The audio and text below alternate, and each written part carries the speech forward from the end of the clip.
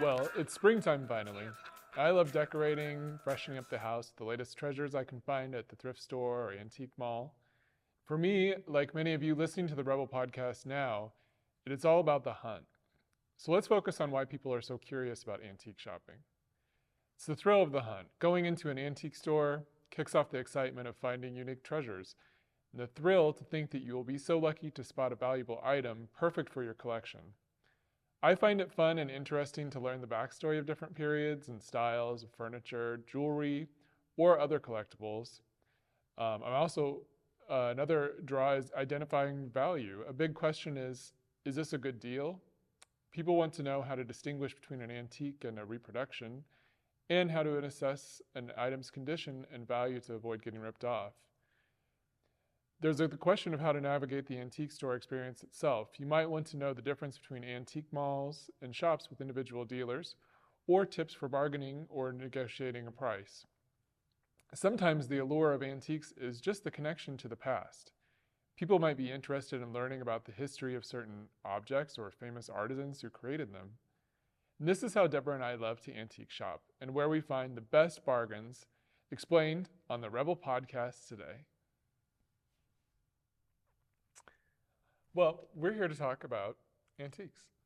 Yeah, and I'm excited. Yeah, me too. I know you and I both are super passionate about antiques. I've been collecting since I was a child. I think you have too, and been interested. Very. My family was always saying, this is so special. Did you know this came from so-and-so? Did your family do that? Yeah, it was all about the story, Yeah. the lore behind something and where it came from, who had owned it, and I always, as a child, I went to garage sales and auctions, and my collecting just kind of evolved from one thing to now I'm interested in all sorts of different things. So did you go with family? Did you go with friends? How did that go? I would drag my parents to garage sales and auctions.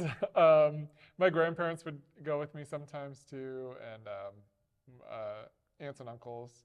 So sometimes I could convince my sister into driving me to some place because she was older and had a license. But it's a fun thing to share with people. I guess that's what I got out of all of this was it's about not only the hunt, but the time you spend with your family or your friends finding these things. Well, and it's also, it's about the human story of, things, like just hearing about who owned it, who, what it was used for. It's a piece of history. It's, it served a purpose and was valuable for whatever person owned it. And now you can own it. And, like different things like, these candlesticks, for instance. Yeah, tell me about them. They're lovely. Thank you. Yeah, I actually just bought these. They still have the string on them from the price tag. And they're a little bit dirty, aren't they? Yeah, they're a lot dirty. How much extra did you pay for the dust? They threw that in for free. There you go. Yeah, that was great. But these are Art Deco, and I loved them just because I love Art Deco style, and I love chrome. They kind of remind me of like the way a car is designed. They're it's Art Deco streamline is what this style is called. But I didn't pay very much for them, and where did you find them? I found them at an antique store actually. Yeah. Most of the time I don't really buy a lot of stuff at antique malls or stores, just because it's someone has already found that item somewhere and they're they know the value of it if they're selling it at an antique mall. So, and I like to find things that are, underpriced. Underpriced, yeah. And people don't know what they are. Right, yeah, exactly. That's exactly where I'm at. Yeah. Plus, it's just fun to research something too. So how do you figure out how much these are worth? Well, so back in the day, I probably would have looked like in a book by, I don't know if you remember the Covels, that couple that used to do, they would write books with price guides for things, various, styles and antiques. Right. But now what I mainly do is I'll look, there's an app that you can use where you can take a picture of something and it will search through every picture on the internet basically, and That's handy. yeah, and find that exact item usually. Yeah. You have to get a pretty clear picture of the item just so it can, not a lot of stuff going on in And the you background. can use like Google Images Yeah, to do this, that's right? what I use. Yeah. And it'll pull, different auctions like eBay or Cherish or First Dibs. Yep. And you can kind of gauge how much it's worth from those searches. So these, I think I paid less than, I'm gonna say probably less than $50. And That's a deal. yeah, in searching, I just searched this today actually. So this is hot off the press. They are, I found just one was for sale for $500. Oh my word. Yeah. So you did really well. I did, yeah. And 10 times what you paid for it. yeah, exactly. Just for one. And and the value, yeah, it's like a cherry on top, but I love them. I think they're beautiful. They do need cleaned, but they are beautiful. Well, first of all, what's nice about them is they're very streamlined. They're very elegant and they're very simple. So I don't care what kind of decor you have, these will blend in. Yeah. But they actually stand out. Yeah, they do. Yeah, and you could decorate a table, you could decorate a bedroom. They're very versatile. Right, and their value really isn't what I love. I don't know. I'm just kind of like, my style is, these aren't really made out of anything valuable. It's chrome, it's just metal. It's not gold with diamond encrusted filigrees or anything, but this value is just their style and their how elegant they are and just the way they look. Yeah, beauty. And I think they're beautiful. Now, I don't know what color of candles you like, but I recently went to black candles, and I just think they're very elegant, very chic looking. Yeah. I'm just tired of the regular like white or cream candles. They get so, it's just like, okay, everybody has that. It's just boring, yeah. Yeah. So I like different shapes of candles. I like natural beeswax candles. Yeah. Those are like lovely. But I think you did really well, so. Thank you. Way to go. Thanks. Well, let's talk about you have brought 2 items with you. I brought 2 very different items. So this is something that I think is fun because, again, the story behind the thing, right? So let's take this basketball here. And I know when I was little growing up, we watched the Globetrotters. The Harlem Globetrotters. Oh, the Harlem Globetrotters. They were so talented, but here's the thing, they were also so entertaining. Yeah. And I loved watching these guys do magic out there on the floor and make it an art form. So when my children were little, I saw that Meadowlark Lemon and the Globetrotters were coming to Omaha, Nebraska, and that there was a photo opportunity with them. And guess what?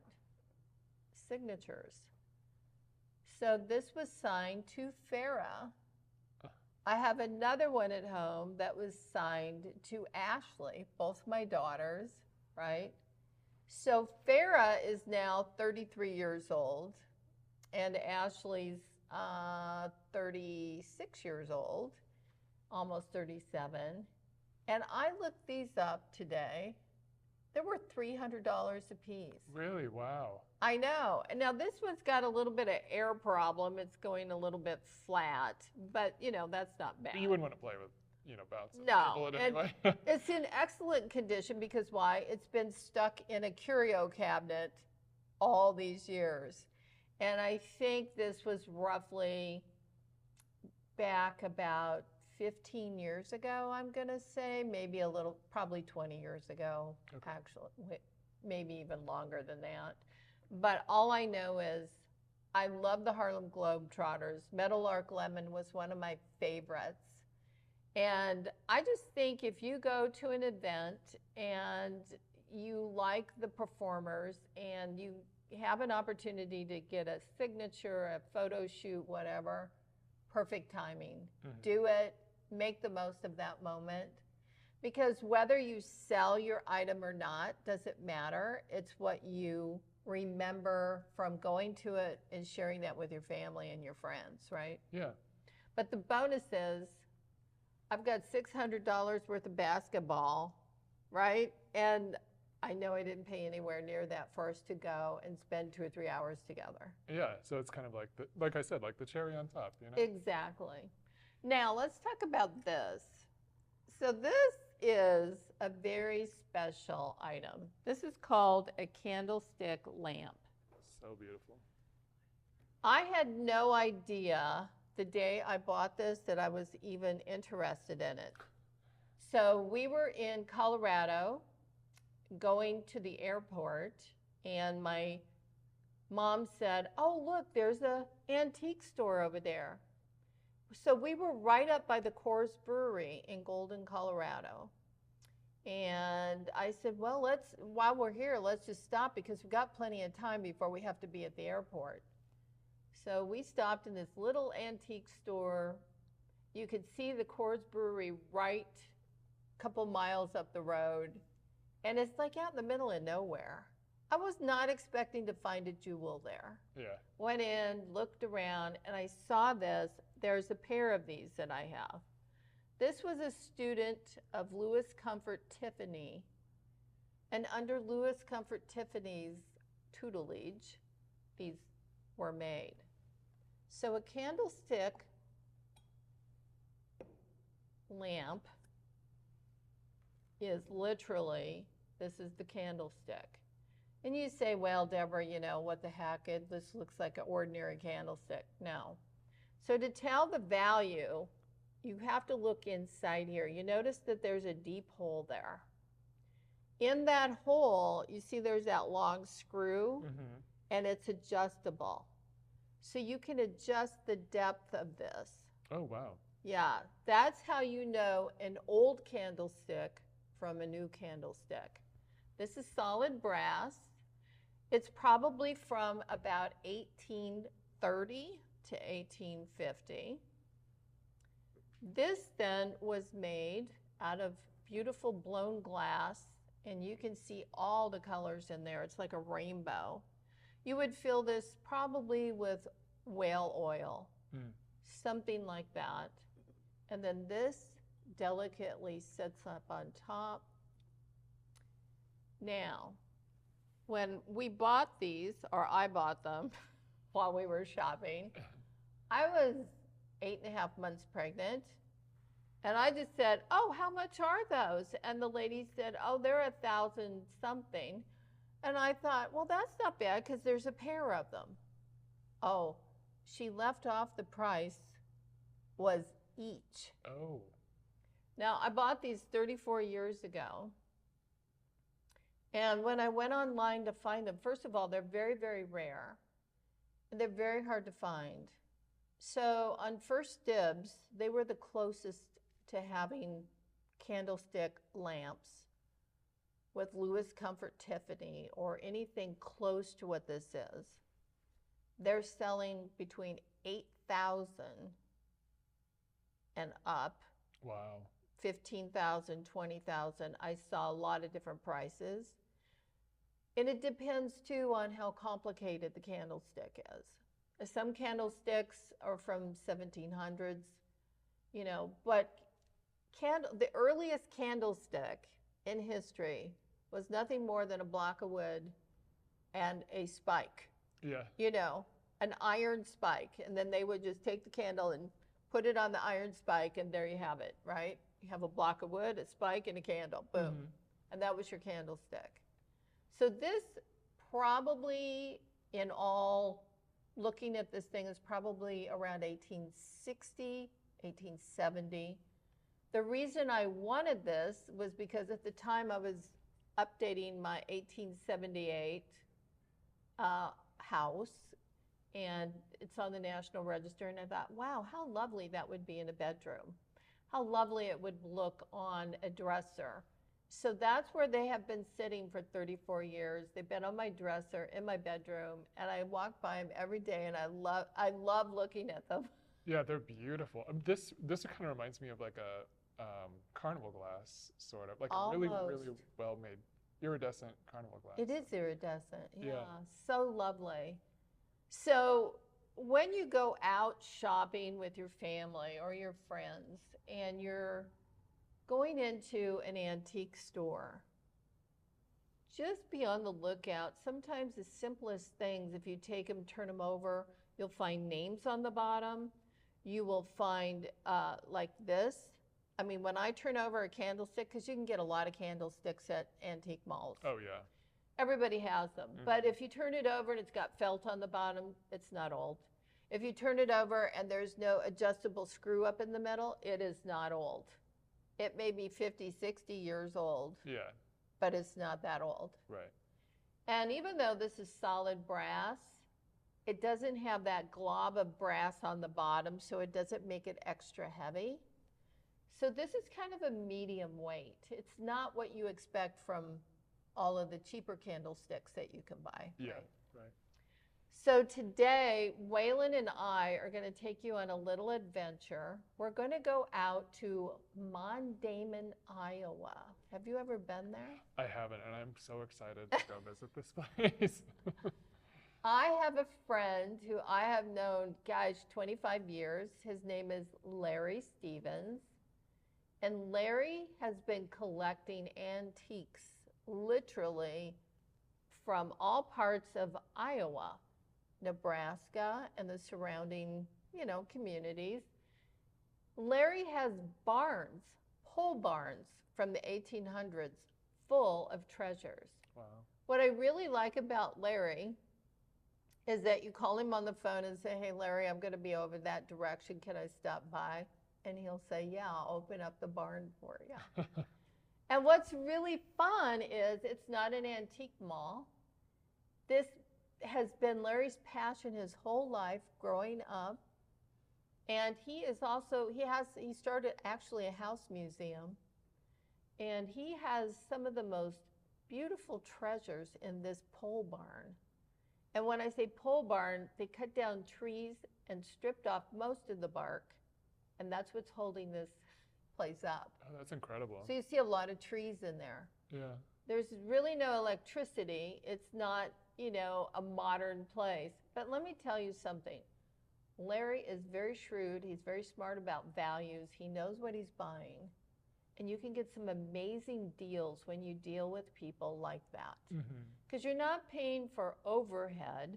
You're not paying for fancy advertising or gimmicky kind of programs. What you're getting is real value. And I love shopping with Larry because he'll tell me straight up, this is where it came from, this is what it is, and then he knows the value of it.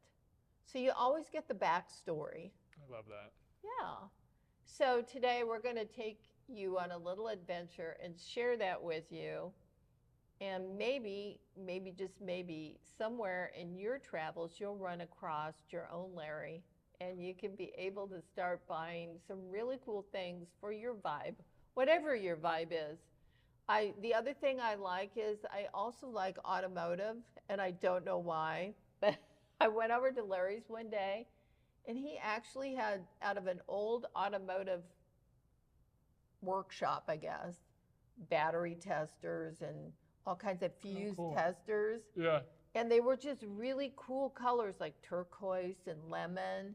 And they had the grunge on them, but it just made them like so cool. Yeah. And I thought if I was going to decorate my garage, I would do it with that. Yeah, that's a great idea. Yeah. So, I mean, you don't have to buy things for inside the house. You can buy things for outside.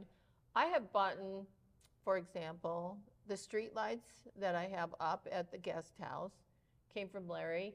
Because a lot of times in a municipal area, they'll take out, like in the little towns, they'll take down the old street lights. Yeah. That's where mine came from. Well, you've bought a lot of great things from him. You were telling me about a bed that you bought that was the poles where It's a canopy bed, and each post on the bed is a tree. Is a real tree. That's incredible. You won't find that at what is it, the Wayfair or? No, you're not going to find it at IKEA, right? No. And so, putting that bed together, I did buy that at an antique mall. And the reason I got that at an antique mall is because Larry was friends with the guy that owns the mall. Oh, And he said, Deborah, there's this canopy bed over there, because he knew I was looking for one. And see, when you know people in the industry, they will network and they will tell you where to go find things. So that's a key element in shopping for cool antiques. yeah, definitely. Plus you do house sales, right? Yeah. And you've seen a lot of antiques at these house sales. And how does that typically go? Well, we research them before we, price them, obviously. But we tend to, I don't know, when I'm doing a house sale, when someone comes in and they're, we'll ask them what they are interested in, if there's a certain thing that they are looking for. I get excited when they mention something we have, just because I love to match things with the right people. Right. And people that will actually appreciate them. And you do a very good job of that. Thank you. Yeah. I mean, it's just, I don't know, it's just rewarding to see something go and be reused and, loved again by the right person. So I agree. Taken care of. Yeah, exactly. And thank you for those beautiful modern chairs I got from you. Yeah. I love those things. And the lamps. Good. I mean, it's just like, and then, I take these chairs home and David looks at them and he goes, Deborah, they're so small. Oh. But he's so big, it's just like he's a big, tall person. And to have what are they, 1960s? They may be earlier than that, I think. 1950s? Yeah, probably. They're boudoir chairs. Very boudoir. Yeah. I mean, they're just so sexy that I just like, the minute I saw them, I'm like, oh my God, I gotta have those. Yeah, they're a very unique style and shape. Yeah, the shape is different. I love them. Yeah, they're beautiful. And the color is good because it goes with everything. It's kind of a gray. Yeah, sort of a tannish gray. Yeah. Yeah. Anyway, I love them. So more to come. We're going to take you to Mondayman, Iowa just shortly. So excited. Hey, so here we are in Larry Stevens' Mondayman Antique Barn here. It is a pole barn with real trees holding, the poles, right? Mm-hmm. So this is Larry. And Larry, I just want to tell you, you have magnificent selection. Thank you. And I love the fact that everything in here is raw. Nothing has been manipulated, refinished, or anything. Plus you have good deals. Yeah. And what we're on the hunt for today is I have a place where I need to serve breakfast to guests to come to my bed and breakfast. And I want like a table where I can put a little bit of coffee and donuts and things like that out. But I need it also to cover a doorway so people aren't going all over the house. So roughly what, like 3 foot wide or long or wider? I need something probably 3 foot wide and narrow, something like that. Anything come to mind? Well, we'll kind of take a look here, see. What I also like about Larry's place here, look at this beautiful bed, this really cool old bed. There's something in here. He's got every category. He's got buffets. Look at this cool drawer. I love this. This is excellent. He's got couches. He's got ice cream tables, all kinds of handy dandy things. If you can't find it here, probably it was never made. That's probably the situation. Oh, look at this old shaving stand here. This is cool. Yeah, that's made to raise and lower. Is that right? For height, yeah. It is so cute. And it's got a original beveled mirror in it. And he's got old record cabinets. He's got buffets, all kinds of things. Look at all the chairs Larry has up here. Oh yeah, look at this wonderful organ. How long are you going to be here? I think that used to be my organ. Oh, Look at all these chairs up here. If you can't find a chair here, and look at the pole. See how they're trees? You can see where the bark was peeled off. Yep, and the building is very solid, wouldn't you say so? Oh, yeah.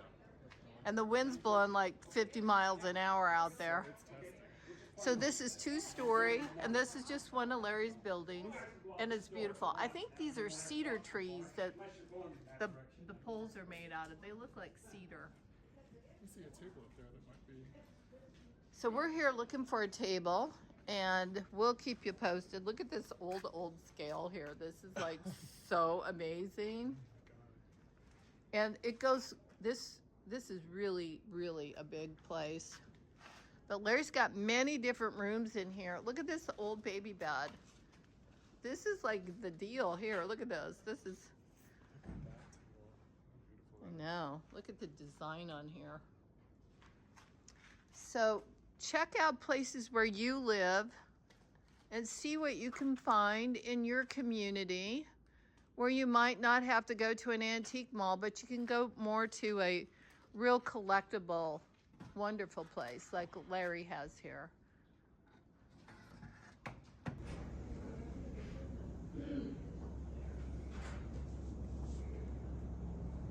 You would not believe this place. It's crazy.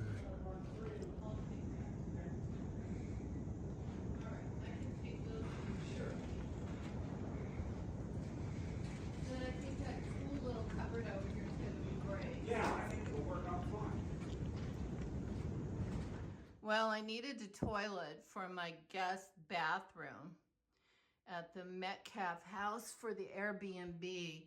And Larry had this jewel stuck in his barn. This is a toilet from the 1800s, like 1850. All walnut. You'll notice that it has original brass handles on it. And this is a porcelain tank. Nice, beautiful seat to sit on. And then you can also close this. So it looks very much like a cabinet. Nothing intrusive or gross. But if you want to stay in a truly historic house and you want to decorate, even though we have state-of-the-art sink, 7-headed shower, all of the beautiful trappings of luxury, I have a problem here that I don't have plumbing for a toilet and no room to put it. So, problem solved. And on the way home, we had another adventure. Just look at this wildfire. Well, that'll clean that up. I drive by this every day and I think, what a shitty mess it is. Not anymore. It's going to turn into fertilizer. Yeah. But there is a guy that lives back in there. He's got a house. Wow, and this guy's driving down the road. Yeah, it's all torched. Look, it's clear over here. Where is the fire department? Look at all of this. Yeah. I don't know, but somebody needs to get over here. Because it looks like it's been going for a while, too. Yeah, it looks like they need to start some containment. Thank you for watching the Rebel Podcast today. We hope you enjoy our adventure. Now go and glow. Watch the Rebel Podcast on Cox Channel 22 and on YouTube, and check it out on all the other podcast channels.